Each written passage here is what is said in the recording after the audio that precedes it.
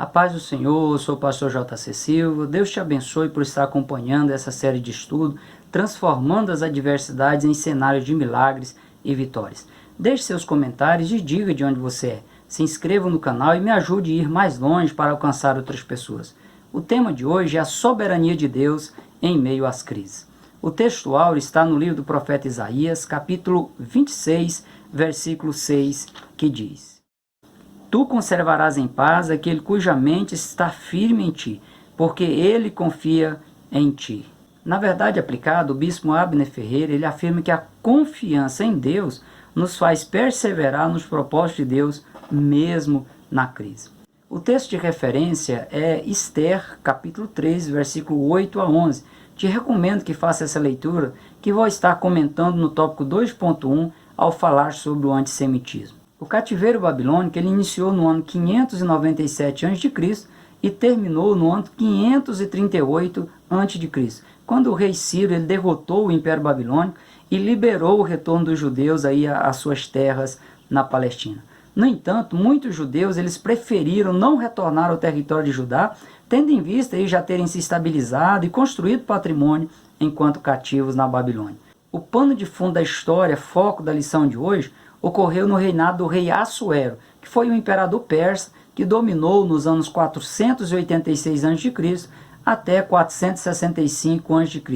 Ou seja, quando o rei Assuero ele começou a reinar, o cativeiro babilônico já havia terminado há pelo menos 52 anos. Aqui no livro de Esther se vê um povo fora da terra prometida, mas que encontrou em outro território uma certa zona de conforto e precisou algumas lutas para reacenderem aí o desejo da chama da comunhão com Deus, o Criador do Universo. Eles continuavam crendo em Yahvé, o Criador do Universo, mesmo em território estrangeiro, mas poderiam ter ficado livres das perseguições de Haamã caso tivessem retornado ao território de Jerusalém. Olhando de forma espiritual, você deve se identificar com essa história, pois seu lugar de origem está longe de ser esse mundo cheio de atrocidades e perseguições que você está vivendo. Seu verdadeiro lar é o céu, preparado por Jesus, e que os salvos tomaram posse na eternidade com o Senhor. Mesmo que o cristão continue servindo a Deus como peregrino nessa terra, por vezes os vendavais da vida o levam a se aproximar ainda mais de Deus e serve para despertar outras pessoas que se acomodaram tanto longe da presença de Deus que já se desviaram da fé. Longe da pátria celeste é muito importante a preservação da fé no Senhor, aprender a agir com coragem e a desenvolver sua confiança em Deus, pois ainda que tendo aí suas ações controladas por Deus, Satanás sempre quer roubar a nossa paz. O bispo Abner ele define paz como sendo um estado de calma ou tranquilidade, um dos grandes propósitos de vida do ser humano. É a ausência de inquietação e de desesperança, um dos privilégios desfrutados pelos servos de Deus.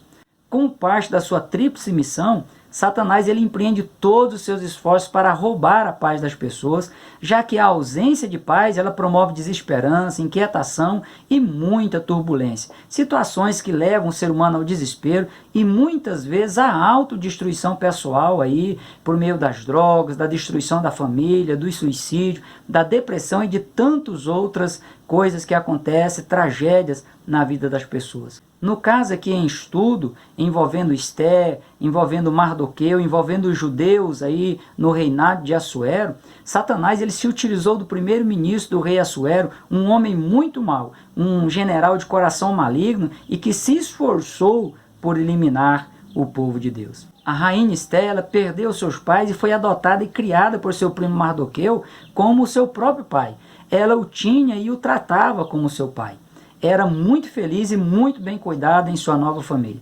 Tanto é que, mesmo depois que Esther foi levada ao palácio para a seleção da futura rainha, Mardoqueu, ele diariamente, ele ia no palácio ver como ela estava passando, e mesmo depois que ela foi elevada ao posto de rainha, esse hábito de Mardoqueu continuou diariamente. E Mardoqueu, para Esther e para todos os judeus da sua época, como também para nós na atualidade, ele foi um forte exemplo de fidelidade a Deus e Esther se espelhou em Mardoqueu nesse aspecto.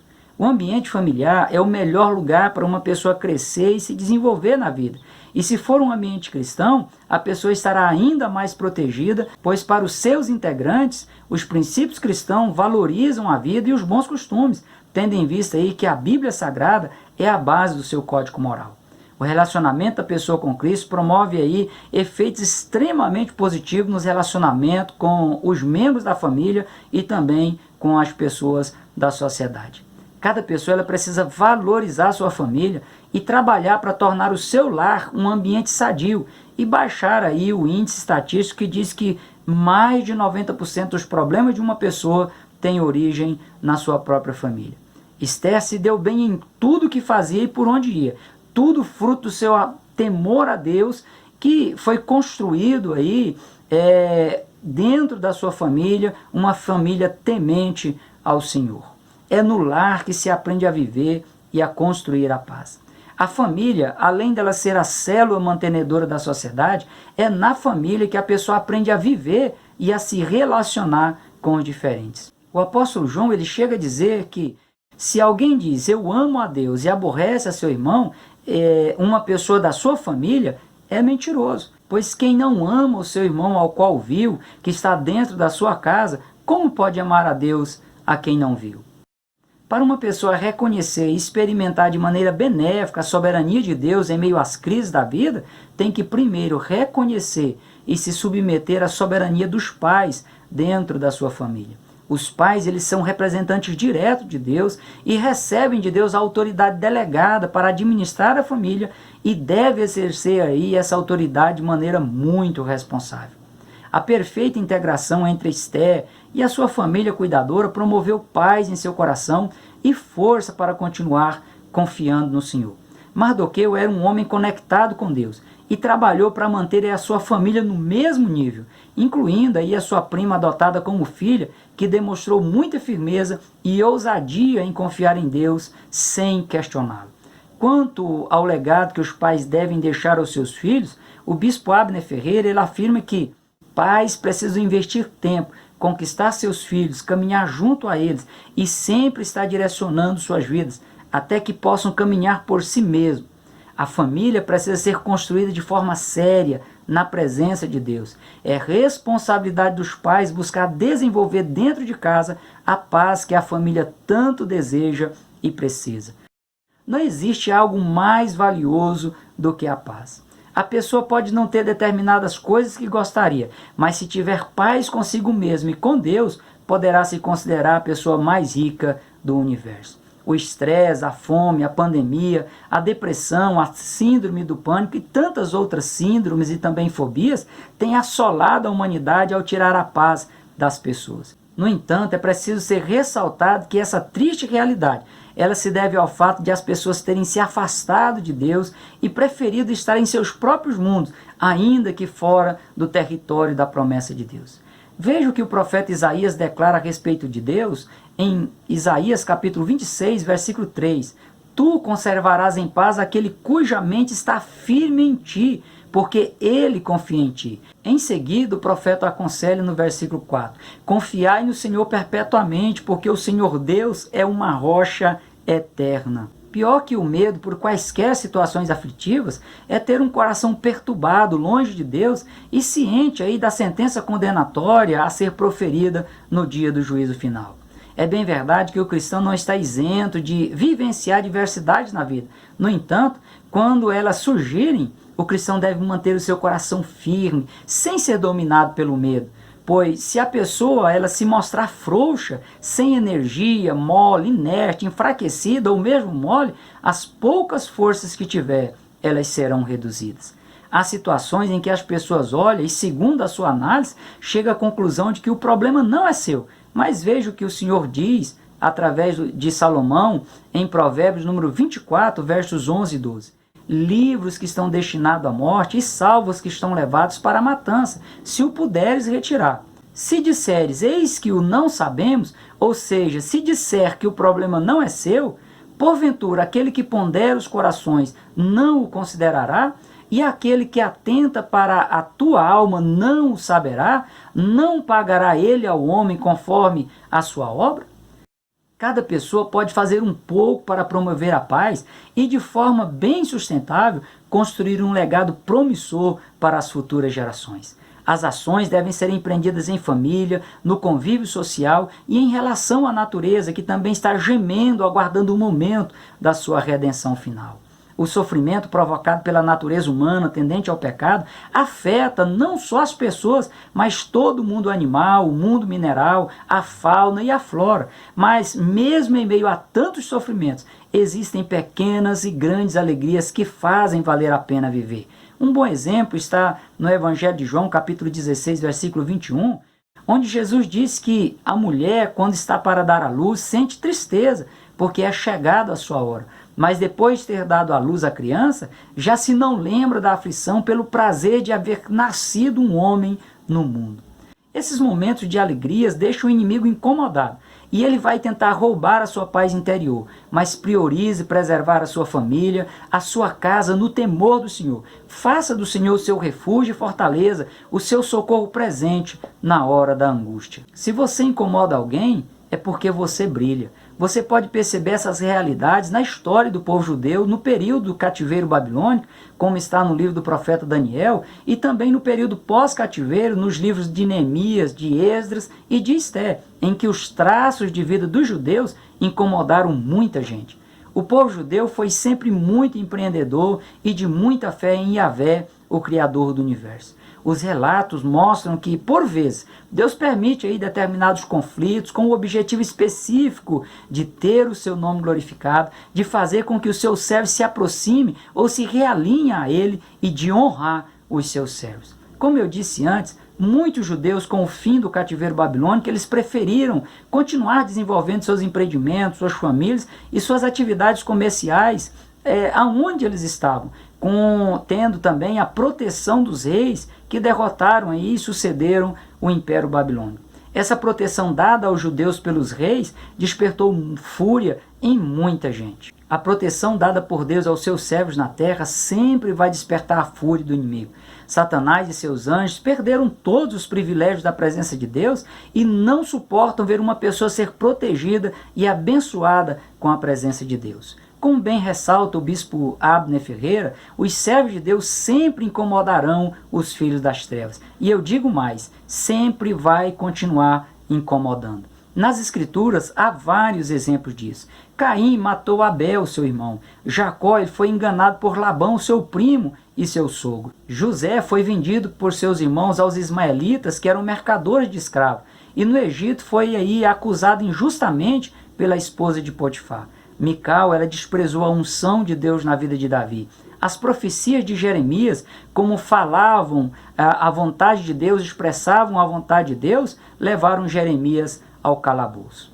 Aqui no caso da rainha Esté, Raamã, o primeiro-ministro do rei Assuero, ele foi quem se levantou para destruir a família de Esté, seus concidadãos e saquear todos os bens dos judeus. Como está expresso em Esté, capítulo 3, versículos 8 a 11, o antissemitismo estava em alta e Raamã, ele chega aqui e oferece $10.000, cerca de 5.560.000 reais, ao tesouro do império pela eliminação dos judeus.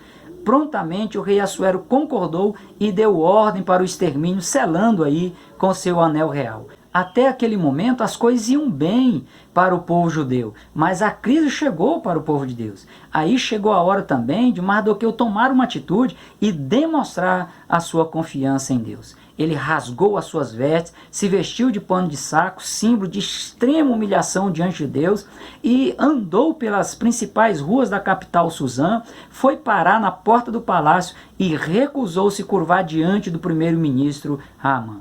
O amalequita Raamã, ele ficou indignado com a atitude de Mardoqueu, mandou fazer uma forca para enforcá-lo e aumentou sua fúria contra os judeus. As atitudes de muitos cristãos na hora da crise vão na contramão da atitude de Mardoqueu. Em meio às crises, muitos desanimam, perdem as forças e param de lutar. Cada cristão precisa estar ciente de que, conforme está em João, capítulo 16, versículo 33, pelo simples fato de a pessoa estar servindo a Deus, ela será perseguida e vai experimentar momentos de aflições no mundo. Esse fato real, ele não justifica a desistência, a estagnação ou a rendição diante das lutas, pois no mesmo texto, Jesus anima os seus servos dizendo: eu venci o mundo. Jesus venceu como ser humano limitado e que experimentou toda sorte de tentação e perseguição. Ele estava na mesma condição humana que você. O que fez a diferença na vida de Jesus foi o fato de ele estar cheio do Espírito Santo. E todo cristão que buscar estar cheio e se manter cheio do Espírito Santo vai vencer quaisquer adversidades na vida. Mardoqueu manteve a sua postura de fidelidade a Deus e mandou entregar uma cópia da ordem de destruição à rainha Esther. Após receber as devidas orientações e advertências do seu primo pai, Esther ela convocou um jejum com toda a sua equipe de auxiliares, envolvendo também todos os judeus na capital, Suzã, que era a capital do reinado de Assuero. Ramã estava enfurecido com a prosperidade dos judeus no reino e, do mesmo modo, muitos Ramãs se levantam para tentar atrapalhar o progresso do povo de Deus, pois sabe que Deus sempre tem algo maravilhoso reservado aos seus servos, independente de onde eles estiverem. No Brasil, há uma série de leis em tramitação que, se aprovadas, colocarão um freio no progresso do evangelismo no Brasil. Graças a Deus que a igreja tem seus representantes nas esferas municipal, estadual e federal para evitar danos maiores. Agora mesmo no mês de agosto, a Intercept Brasil, por meio do seu fundador Glenn Greenhouse, ele fez um documentário em que, segundo o seu ponto de vista, o Brasil está sendo muito prejudicado com alguns grupos cristãos que estão catequizando, que estão evangelizando o Brasil. A igreja precisa reagir como Mardoqueu e Esther. Precisa mostrar a que veio como instituição representante de Deus na terra para ganhar a humanidade para Cristo. É nos momentos de crises, de perseguições, que se precisa firmar a confiança em Deus. Deus é a única alternativa infalível de socorro bem presente. Deixe o Espírito Santo de Deus te fortalecer e você vai conseguir dominar o medo, o temor, o nervosismo, o pavor, a dor, a amargura, a desesperança, a depressão, as síndromes, as fobias e quaisquer outros transtornos que aparecerem diante de você. Nos momentos de crise, descanse em Deus. Lembre-se, o teu socorro vem do Senhor que fez os céus e a terra. Mantenha a sua serenidade e a sua confiança em Yahvé, o Criador e sustentador do universo. A princípio, você precisa se conscientizar que Deus conhece e também respeita as limitações humanas. É um equívoco imaginar que Deus coloca a pessoa em uma situação sem saída provável.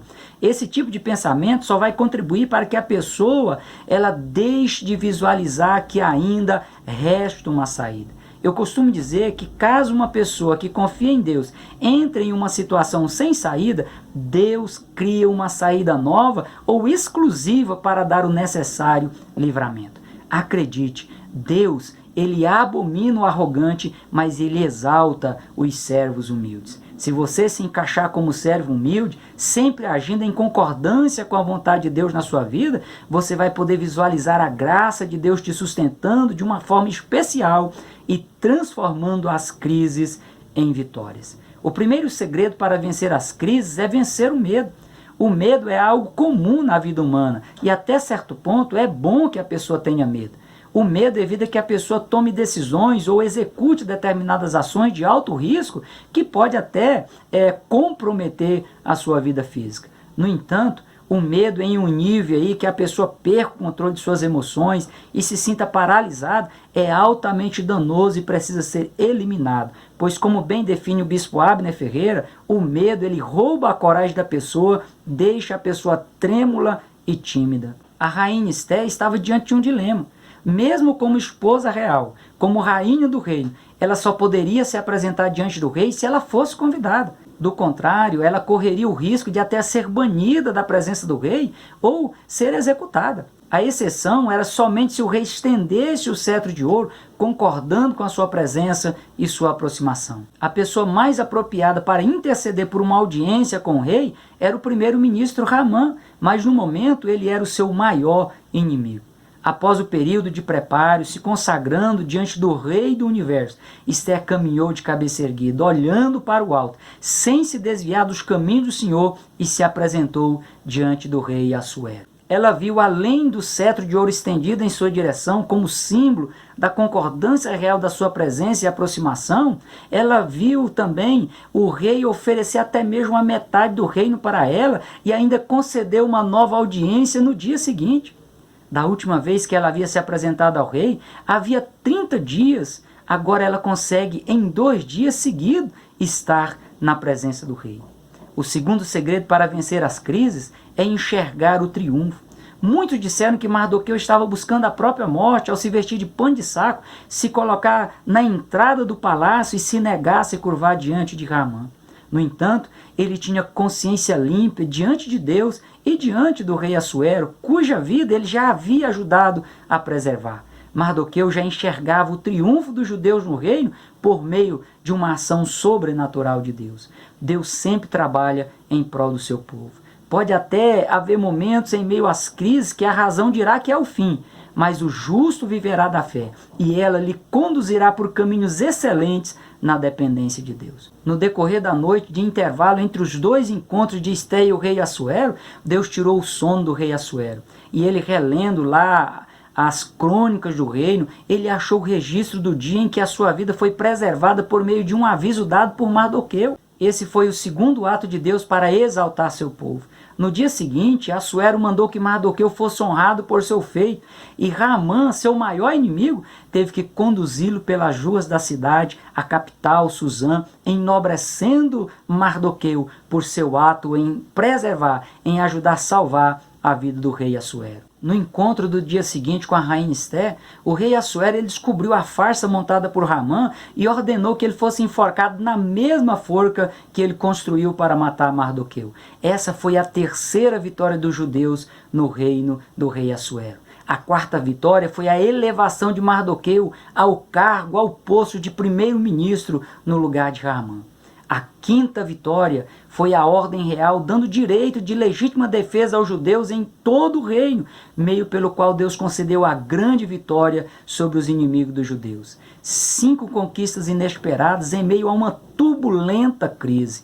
O número 5 na Bíblia, no contexto bíblico, fala da graça de Deus. Um propósito debaixo de jejum e oração move a mão de Deus em prol do seu povo e ele manifesta a sua graça salvadora. Se Deus não houvesse traçado aí outra escrita em resposta à oração e ao jejum, Mardoqueu e todos os judeus teriam sido destruídos. Estamos vivendo em um mundo em que o vocábulo crise ele se tornou comum. No entanto, é para esta época que Deus tem levantado você para fazer a diferença como servo fiel, pessoa temente a Deus. Ao longo das Escrituras, há pelo menos 58 vezes a frase não temas e pelo menos 35 vezes a frase não temais. Se existisse apenas uma única vez, já seria suficiente para você acreditar em quem as pronunciou, pois Deus é que opera tanto o querer como o efetuar, segundo a sua justa vontade. Diante de tudo que você pode refletir nessa história, envolvendo Esté, Mardoqueu, os judeus no reinado de Assuero e o grande inimigo Haman, se permita ser convencido pelo Espírito Santo de Deus de que o Senhor, por vezes, ele se utiliza de ocasiões complexas para cumprir seus propósitos na vida de seus filhos. Em todos os tempos, a soberania de Deus ela é notória e está à sua disposição mesmo em meio às maiores crises da vida. Você pode confiar no Senhor, você pode clamar ao Senhor que Deus vai entrar com livramento, com socorro para você. Deleita-te no Senhor e Ele concederá o desejo do teu coração. Entrega teu caminho ao Senhor, confia nele e o mais Ele fará. E que a paz do Senhor seja sobre a sua vida.